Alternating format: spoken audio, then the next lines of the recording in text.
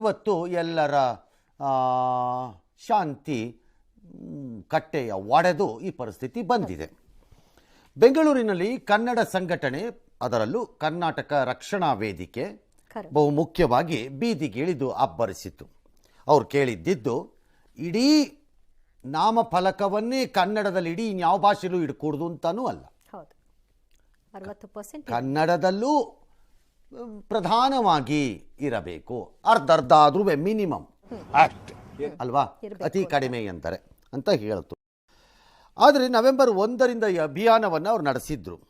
ಇವತ್ತು ಗಡುವು ಮುಗಿಯಿತು. ಆದರೆ ಅದನ್ನು ಕೇಳಿಸ್ಕೊಳ್ಳೇ ಇಲ್ಲ ಯಾರು, ಕಾರ್ಯಕರ್ತರು ಕೇಳಿಸ್ಕೊಳ್ಳಿಲ್ಲ, ವ್ಯಾಪಾರಸ್ಥರಂತೂ ಕೇಳಿಸ್ಕೊಳ್ಳೋದೇ ಇಲ್ಲ ಅನ್ನೋ ಇದಿಲ್ಲ. ಅವ್ರು ಕೇಳಿಸ್ಕೊಂಡಿದ್ದಿದ್ರೆ ಈ ಪರಿಸ್ಥಿತಿ ಇರ್ತಾನೆ ಇರಲಿಲ್ಲ ನನ್ನ ಪ್ರಕಾರ. ಕುಡಿಯೋಕೆ ಕನ್ನಡ ನಾಡಲ್ಲಿ ಹುಟ್ಟೋ ಕಾವೇರಿ ನದಿ ನೀರು ಬೇಕು, ಕನ್ನಡ ಭಾಷೆ ಬೇಡವ. ರಾಷ್ಟ್ರೀಯ ಮಾಧ್ಯಮಗಳಲ್ಲಿ ಇವತ್ತು ಕೆಲವರು ಇದನ್ನು ಉದ್ದಟತನವೆಂದು, ಶಾಂತಿ ವ್ಯವಸ್ಥೆ ಕುಸ್ತು ಬಿದ್ದು ಹೋಗ್ಬಿಟ್ಟಿದೆ ಅಂತಾನು, ಹಾಕಿ ಅಂತ ಹೇಳಿದ್ದೆ ತಪ್ಪು ಅನ್ನೋ ರೀತಿ ಬಿಂಬಿಸ್ತಾ ಇದ್ರು. ಯಾವ ಬೋಳಿ ಮಗ ಹೇಳಿದ್ರಿ ಏನ್ರಿ ಅದು ಮಾತಾಡೋದು, ಏನ್ ಮಾತಾಡ್ತಾರ್ರಿ ಯಾವನ್ರಿ ಅವನು. ಅದು ಮುಂದುವರೆದರೆ ನಾನೇ ಹೋಗ್ತೀನಿ ಅವಾಗ ಒಂದ್ಸರಿ ಯಾರ್ದಾರ ಜೊತೆ ಒಂದು ಪ್ರೊಸೆಷನ್ ತಗೊಂಡು ಆ ರೀತಿ ಮಾತಾಡೋರ ಮೇಲೆ ಬಾಯಿ ಮುಚ್ಕೊಂಡಿರೋದು ತಿಳ್ಕೋಬೇಕು. ರಾಜ್ಯದ ಪರಿಸ್ಥಿತಿ ಏನು ಅನ್ನೋದನ್ನ ಅರ್ಥ ಮಾಡ್ಕೋಬೇಕು.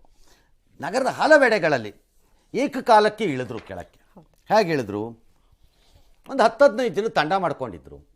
ಎಲ್ಲ ಕಡೆ ತಿರುಗ್ತಾ ಇದ್ರು ಅವ್ರುಗಳು. ಒಟ್ಟಿಗೆ ಹೋಗಿಲ್ಲ. ಪೊಲೀಸ್ನವ್ರು ಲೆಕ್ಕ ಹಾಕಿಲ್ಲ. ನಿಮ್ಗೆ ಹಾಕಿದ್ರು ಏನು ಮಾಡೋಕ್ಕಾಗಲ್ಲ. ಮತ್ತೆ ಇವರ ಈ ಪ್ರತಿಭಟನೆ ಇವತ್ತು ನನ್ನ ಲೆಕ್ಕಾಚಾರದಲ್ಲಿ ಅದನ್ನು ರಾಜ್ಯದ್ರೋಹಿ ಅಂತ ನೀವು ಪರಿಗಣಿಸಕ್ಕಾಗಲ್ಲ.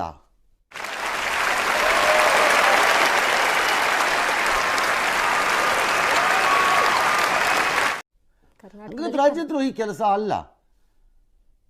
ಕನ್ನಡನೇ ಸಾರ್ವಭೌಮತೆ. ಗಡಿಯಲ್ಲಿ ಬಂದೂಕ ಹಿಡ್ಕೊಂಡಿರೋ ಪ್ರತಿಯೊಬ್ಬನು ದೇಶ ಕಾಯೋ ಸೈನಿಕ ಆದ್ರೆ, ಎದೆಯಲ್ಲಿ ಕನ್ನಡ ಅಭಿಮಾನ ಇಟ್ಕೊಂಡಿರೋ ಪ್ರತಿಯೊಬ್ಬನು ಕನ್ನಡದ ಸೈನಿಕ ಕಣ. ಈ ಆಕ್ರೋಶದಲ್ಲಿ ಅದು ಎಲ್ಲ ಒಡೆದಾಕೋದ್ರು. ಗ್ರೀಡ್ ನಾನು ಒಪ್ಕೋತೀನಿ, ಇಲ್ಲ ಅಂತನ್ನಲ್ಲ, ಅದು ನಷ್ಟನೇ ಅದು ಎಲ್ಲರಿಗೂ. ಆದರೆ ಈ ಕಾನೂನು ಎಂಬುದು ಒಂದು ಇತ್ತು ಅನ್ನೋ ಅರಿವು ಅವ್ರಿಗಿರ್ಲಿಲ್ವಾ? ಹಾಗಾರೆ ಇರ್ಲಿಲ್ವ? ಎಲ್ಲ ಸತ್ತೋಗಿದ್ರ ನೀವೆಲ್ಲ ಹಂಗಾರೆ? ಇದು ಆಕ್ಚುಲಿ ಚೆನ್ನಾಗಿರೋದು. ಇದು ಹೇಗೆ ಅಂದರೆ ಏನಾಗತ್ತೆ? ಏನೂ ಆಗಲ್ಲ, ಅಷ್ಟೇ. ಪುಡಿ ಆಯ್ತಲ್ಲ. ತಡೆಯಲ್ಲಿ ಬಂದ ಪೊಲೀಸ್ನವ್ರ ಮೇಲೆ ತಿರುಗಿ ಬಿದ್ರು ಕಾರ್ಯಕರ್ತರು. ಹೌದು, ತಿರುಗಿ ಬೀಳ್ತಾರೆ. ಇಲ್ಲೇ ಇದ್ದು ನಮಗೆ ಅಮ್ಮ ಅಕ್ಕ ಅಂದ್ರೆ ಬಿಟ್ಬಿಡ್ತೀವ. ಇದು ಬರೀ ಬೆಂಗಳೂರಿನ ಕತೆ ಆಗಬಾರ್ದು, ರಾಜ್ಯವ್ಯಾಪಿ ಕತೆ ಇದು. ಎಲ್ಲೆಡೆ ವೈಯಕ್ತಿಕವಾಗಿ ಇದನ್ನ ಚೇಂಜ್ ಮಾಡ್ಕೊಳ್ಳಿ ಇಷ್ಟರೊಳಗೆ ಅಂತ ಆದ್ರೂ ಕೇರ್ ಮಾಡಿಲ್ಲ ಅವ್ರು. ಕೇರ್ ಮಾಡದೆ ಇದ್ರೆ ಅನುಭವಿಸ್ಕೊಳ್ಳಿ ಬಿಡಿ, ನಾವೇನ್ ಮಾಡಕ್ಕಾಗತ್ತೆ. ಏನ್ ಅಧ್ಯಕ್ಷರೇ ಲಾಯರ್ ಹಿಂಗ್ ವಾದ ಮಾಡ್ತಾವನೆ? ಇವನ್ ಮೈಲ್ ಹರಿತಾ ಇರೋದು ಸಂಘದ ಬ್ಲಡ್ ಅಲ್ವಾ, ಕೇಸ್ ನಮ್ದೇ ಕ್ಯಾರೆಟ್. ಅದೆಷ್ಟು ಸರಿ ನೀ ಕೇರ್ ಮಾಡಲ್ಲ ಅಂತ ನೋಡೋಣ. ದಂಡಂ ದಶಗುಣಂ ಅನ್ನೋದು ಏಕೈಕ ಭಾಷೆ ಆಗಬೇಕು ಅನ್ನೋದಾದ್ರೆ ಏನ್ ಮಾಡೋಣ? ಅದನ್ನೇ ಮಾಡ್ಬೇಕು. ಏನ್ ಮಾಡೋಣ? ಆಗ ಇವ್ರುಗಳು ಕನ್ನಡ ಬೇಡ, ಕರ್ನಾಟಕದಲ್ಲಿ ವ್ಯಾಪಾರ ಮಾತ್ರ ಬೇಕು ಅಂದ್ರೆ ಹೆಂಗಾಗುತ್ತೆ? ಈ ಪರಿಸ್ಥಿತಿ ಯಾಕೆ ಬಂದಿದೆ? ನಮ್ಮ ಕನ್ನಡದ ಭಾಷೆಯ ಮೇಲೆ ನಮಗಿರಬೇಕಾಗಿದ್ದ ಅಭಿಮಾನನ ರಾಜಕೀಯವಾಗಿ ಬಳಸಿಕೊಂಡು ಅದನ್ನು ಒಂದು ರೀತಿ ಅವಹೇಳನಕ್ಕೆ ಗುರಿ ಮಾಡುವುದನ್ನೇ ದೊಡ್ಡ ಶೋಕಿ ಮಾಡಿಕೊಂಡಿರೋರಿಂದ ಇದು ಬಂದಿರೋದು. ಇಂಥ ಕೆಲಸ ಮಾಡೋರ್ಕ ಕರ್ಕೊಂಬಂದ್ರೆ ನಾನೇ ಎರಡೇ ಪಿಚ್ ಹಾಕ್ಬಿಡ್ತೀನಿ. ಆ ಪ್ರಾದೇಶಿಕ ಭಾಷೆಗಳು ಉಳಿಯಬೇಕಾ ಉಳಿಯಬಾರದ ಎಂಬ ನಿರ್ಧಾರಕ್ಕೆ ಕೇಂದ್ರ ಮತ್ತು ರಾಜ್ಯ ಸರ್ಕಾರಗಳು ಬಂದುಬಿಡಿ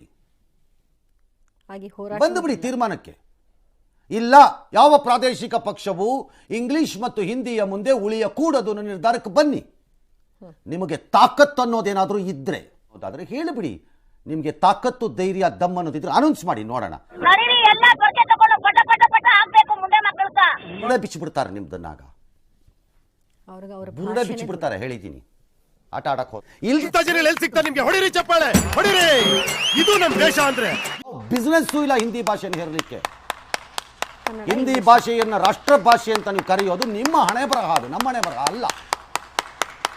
ಕನ್ನಡ ನಾನು ಕಲಿಯಲ್ಲ, ರಾಜ್ಯಕ್ಕೆ ಬಂದ್ರು ಶಾಲೆಯಲ್ಲಿ ಕಲಿಸೋಣ ಅಂತಂದ್ರೆ ನೀವು ಮಕ್ಕಳ ಮೇಲೆ ಹೇರಕ್ಕಾಗಲ್ಲ.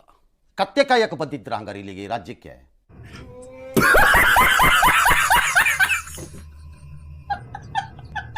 ಅಂತಾನೆ ಕೇಳಬೇಕು ಯಾರೊಬ್ರು.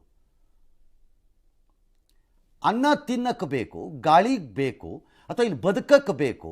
ನಿಮ್ಮ ಊರಿನಲ್ಲಿ ಬದುಕು ಕಟ್ಕೊಳಕ್ಕೆ ಆಯ್ತೋ ಬಿಡ್ತೋ ಇಲ್ಲಿ ಬಂದಿದ್ದೀರಿ. ಬಂದಮೇಲೆ ಈ ಭಾಷೆ ನೀವು ಪಂಡಿತೋತ್ತಮರಾಗಿ ಅಂತ ಯಾರೂ ಹೇಳಿಲ್ಲ, ಆಗೋದೂ ಇಲ್ಲ. ಅದು ಪ್ರಯತ್ನ ಆದ್ರೂ ಬೇಡವಾ ಸರ್? ಬೇಕಲ್ಲ, ಅದು ಬೇಡ, ಇದು ಬೇಡ, ಅದು ಬೇಡ, ಯಾವುದೂ ಬೇಡ. ಮತ್ತು ಇಲ್ಲೇನಕ್ಕೆ ಇದೆಯೇ? ಹೇಯ್, ಚೈಲ್ಡ್ಗಳು ಚೈಲ್ಡ್ ತರ ಇರ್ಬೇಕು, ಇಲ್ಲಾಂದ್ರೆ ಮಾಡ್ಬಿಡ್ತೀನಿ, ಹುಷಾರು. ರಾಜ್ಯಕ್ಕಿದ್ದ ಮೇಲೆ ಆ ರಾಜ್ಯದ ಭಾಷೆಗೆ ಸಲ್ಲಬೇಕಾದ ಗೌರವವನ್ನು ಸಲ್ಲಿಸಿ. ಇಂಥ ಜನ ಎಲ್ಲಿ ಸಿಗ್ತಾರೆ ನಿಮ್ಗೆ? ಹೊಡಿರಿ ಚಪ್ಪಾಳೆ, ಹೊಡಿರಿ. ಇದು ನಮ್ ದೇಶ ಅಂದ್ರೆ.